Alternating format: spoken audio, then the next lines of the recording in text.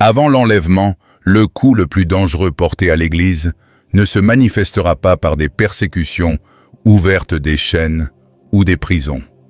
Il ne viendra pas du bruit des soldats à la porte, ni de la promulgation de lois hostiles. Non, le coup le plus mortel frappera silencieusement, presque imperceptiblement, déguisé en vie quotidienne. Il s'insinuera dans vos habitudes, affaiblira votre vigilance et vous incitera à baisser votre garde, alors que l'heure sera plus proche que jamais. Jésus n'est pas resté silencieux à ce sujet. Il a lancé des avertissements limpides qui devraient nous réveiller. Pourtant, de nombreux croyants continuent de considérer ces paroles comme des prophéties lointaines, plutôt que comme une réalité actuelle et urgente. Et voici la vérité choquante, cela se produit déjà. Non pas en théorie, non pas dans le futur, mais ici et maintenant, juste sous nos yeux. Il ne s'agit pas de tremblements de terre, de guerre, de rumeurs de guerre ou d'empires qui s'effondrent. Ces choses-là sont visibles et bruyantes.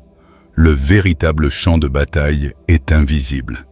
Il ne vise pas les gouvernements, mais votre attention, votre relation intime avec Dieu et votre préparation au retour du roi. Si l'ennemi parvient à engourdir votre esprit avant même que la trompette ne sonne, il n'a plus besoin de vous arracher la foi. Il lui suffit de vous endormir spirituellement lorsque le moment sera venu.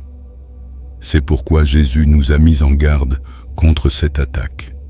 Il savait qu'elle serait suffisamment subtile pour passer inaperçue et suffisamment mortelle pour paraître inoffensive. Ce que je vais partager avec vous aujourd'hui n'est pas un simple sermon. C'est un guide de survie. À la fin de ce message, vous comprendrez non seulement la nature de cette attaque silencieuse, mais vous saurez aussi la reconnaître dans votre vie et connaître les stratégies bibliques pour vous en libérer avant qu'il ne soit trop tard. Pas de faux semblants, pas d'inspiration vague, seulement la vérité brute que Jésus a donnée pour que nous ne soyons pas pris au dépourvu. N'oubliez pas, il a prononcé ces avertissements avant l'enlèvement, non pas pour vous effrayer, mais pour vous préparer. Si vous avez des oreilles pour entendre, c'est peut-être le tournant qui vous permettra de garder la flamme allumée alors que d'autres s'éteignent. Alors, levons le voile sur ce qui se trame déjà dans l'ombre. Jésus n'a jamais parlé de la fin des temps comme d'un scénario lointain pour une autre génération. Il a sonné l'alarme comme un commandant qui savait que l'ennemi avançait déjà avant la bataille principale. Dans Matthieu 24, son premier commandement n'était pas de s'inquiéter des tremblements de terre ou des guerres, mais celui-ci, prenez garde que personne ne vous égare. Matthieu 24, 4, cela révèle tout. Avant que la trompette ne sonne, il y aura une attaque invisible qui ne blessera pas d'abord le corps, mais qui aveuglera la vigilance du cœur. Et c'est ce que tant de personnes ne remarquent pas. Dans Marc 13, 22, il a averti que de faux Christ et de faux prophètes se lèveraient et accompliraient des signes et des prodiges, si convaincants que si c'était possible, même les élus seraient trompés. Imaginez cela. Des miracles qui semblent divins, mais qui sont en réalité des pièges, comme si quelqu'un imitait la voix de votre ami le plus proche pour vous attirer dans un danger. La tromperie ne se présente jamais sous le masque du mensonge. Elle se pare des atours de la vérité. Luc 21, 34 développe cet avertissement.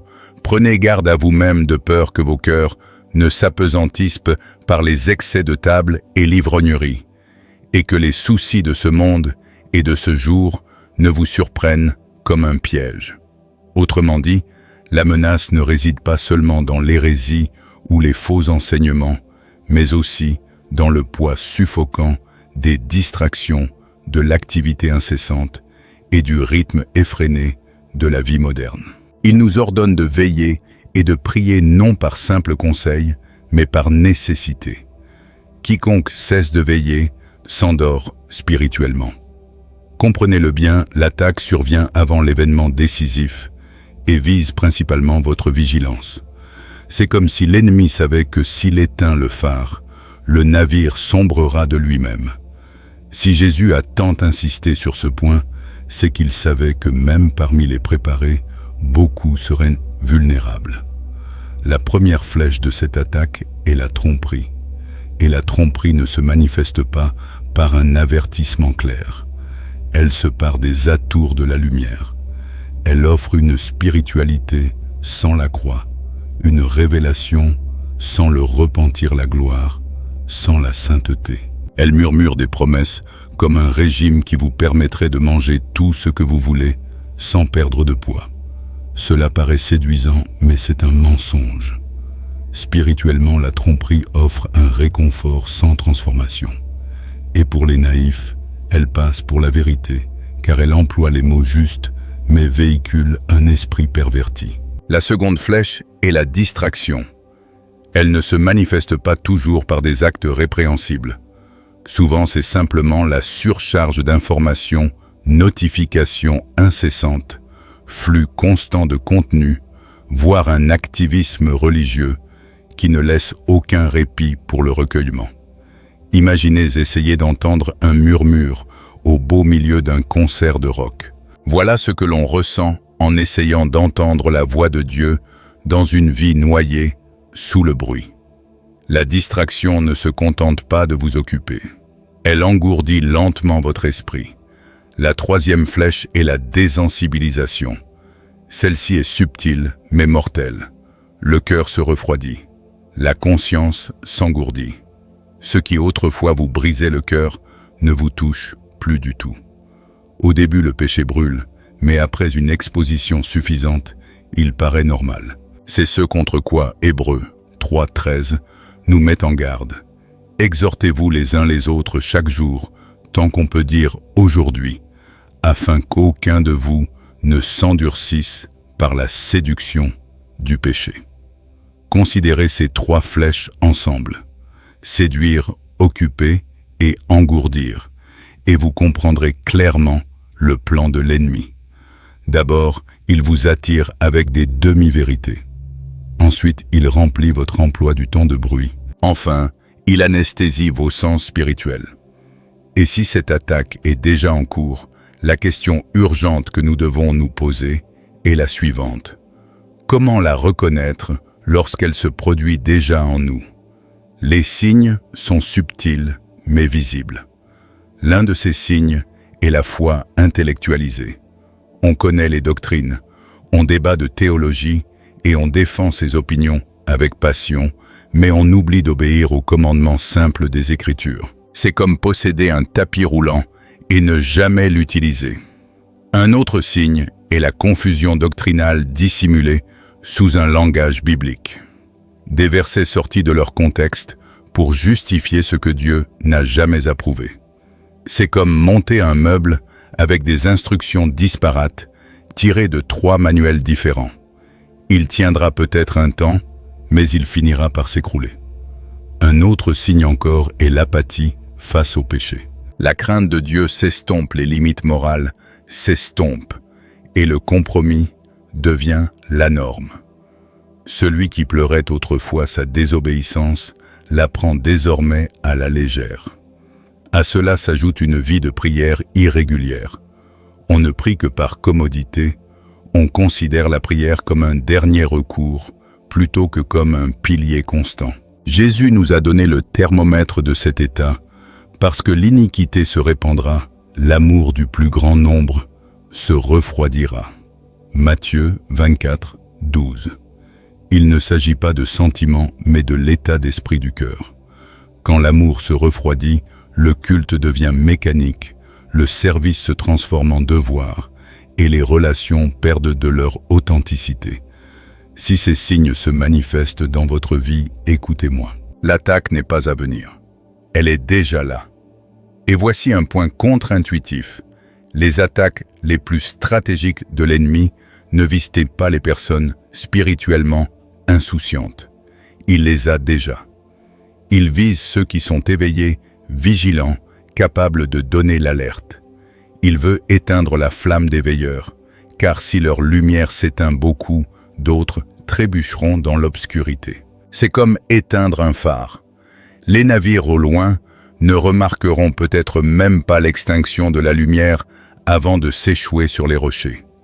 Les méthodes sont subtiles. La première est le confort. Tout va bien. N'ayez crainte. Détendez-vous. Cela semble anodin, mais cela vous fait passer de l'état d'alerte à la passivité. La seconde méthode est la surcharge.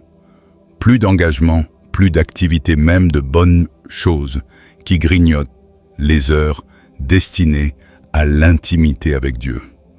C'est comme porter un sac à dos rempli d'outils utiles jusqu'à ce que son poids vous ralentisse tellement que vous ne puissiez plus terminer la course. La troisième méthode est l'offense non résolue. Elle commence comme une petite écharde, mais s'envenime et engendre division et amertume. Elle étouffe l'esprit, remplace l'amour par la suspicion et sert de camouflage à l'orgueil, car l'offense semble toujours justifiée. Hébreux 12:15 nous avertit « Prenez garde qu'aucune racine d'amertume ne pousse et ne cause du trouble. Par elle, beaucoup ne seraient pas souillés. » Si vous voulez savoir si ces flèches vous ont atteint, demandez-vous votre emploi du temps. S'est-il allongé, tandis que votre temps personnel avec Dieu s'est réduit? Avez-vous l'impression d'être plus occupé à faire des choses pour lui, mais moins connecté à lui? Si c'est le cas, c'est un signal d'alarme. Mais voici la bonne nouvelle. Il existe des stratégies bibliques éprouvées qui fonctionnent si nous les appliquons sans tarder. La première est de veiller et de prier. Jésus l'a dit clairement dans Matthieu 26:41 et Luc 21:36. Il ne s'agit pas de prières vagues éparpillées tout au long de la journée. Il s'agit de périodes de vigilance fixe, matin et soir, où rien d'autre ne passe avant. Imaginez un soldat à son poste. Il ne veille pas à sa guise, mais uniquement lorsque l'horaire l'exige. Cette même discipline protégera votre esprit. La deuxième stratégie consiste à se libérer des distractions. Non seulement de la nourriture, mais aussi de 7 à 14 jours, sans bruits inutiles, défilements incessants, divertissements de fond. Lorsque le bruit s'apaise, le murmure de Dieu se fait à nouveau entendre. C'est comme éteindre les lumières de la ville pour enfin contempler les étoiles. Sa voix a toujours été là, vous ne pouviez simplement pas l'entendre. La troisième stratégie est de manier la parole comme une épée. Éphésiens 6:17. Lisez les Écritures à voix haute, en particulier les passages qui dénoncent la tromperie et appellent à la sainteté. Les mots ont du pouvoir. Si le mensonge s'insinue par les mots, la vérité doit être proclamée haut et fort. L'obéissance immédiate est une autre arme puissante.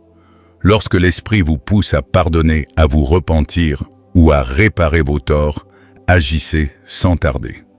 L'obéissance différée n'est que désobéissance différée. Associez cela à un soutien communautaire sobre.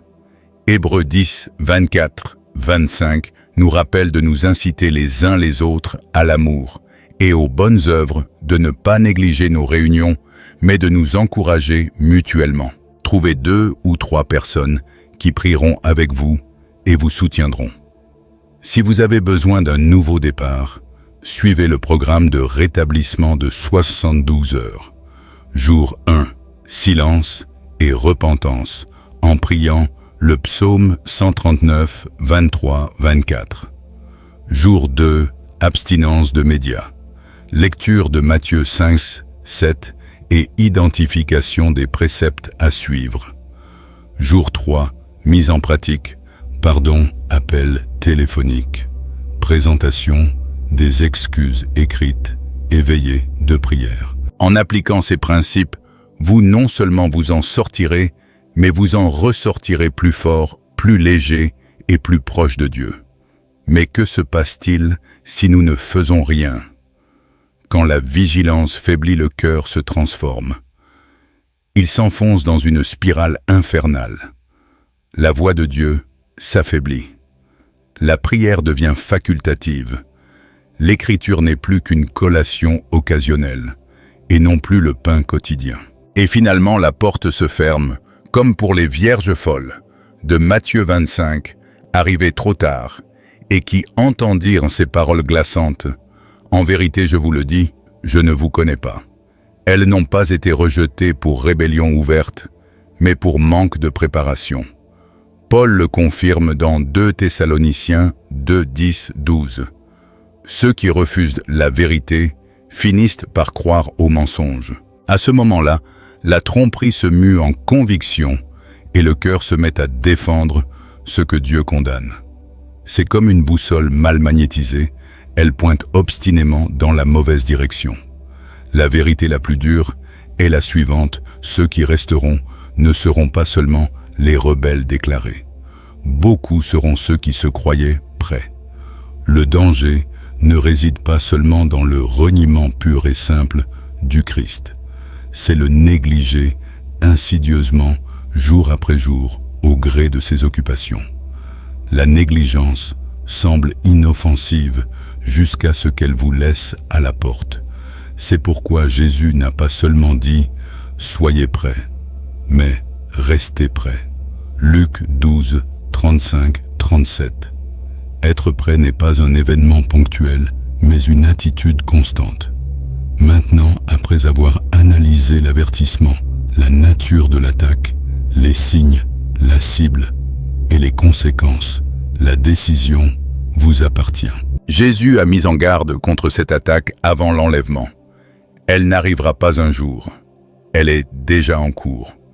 La vraie question n'est pas « serai-je atteint ?», mais « a-t-elle déjà commencé en moi ?» Si votre amour s'est refroidi, si votre refuge s'est réduit, si les distractions couvrent le murmure de Dieu, alors vous avez votre réponse. Alors que ferez-vous de cette connaissance? Laisserez-vous la tromperie, la distraction et l'insensibilité vous engourdir? Ou vous lèverez-vous, veillerez-vous et combattrez-vous? Commencez dès aujourd'hui. Mettez en œuvre le plan de rétablissement de 72 heures. Prenez un moment pour veiller et prier. Transmettez ce message de pardon que l'Esprit vous pousse à envoyer. Chaque pas que vous faites est une affirmation de votre refus de rester inactif lorsque la trompette sonne. À présent, j'aimerais vous entendre. Quel passage de ce message vous a le plus touché? Où voyez-vous cette attaque le plus clairement dans votre vie ou dans l'Église qui vous entoure? Partagez votre expérience dans les commentaires. Vos mots pourraient être le signal d'alarme qui réveillera quelqu'un d'autre sous le même joug silencieux. Et avant de partir, abonnez-vous et activez les notifications pour ne manquer aucun message qui vous préparera pour les jours à venir. N'oubliez pas, ne laissez pas demain vaincre ce qui vous vainc déjà aujourd'hui. Restez vigilants, restez prêts.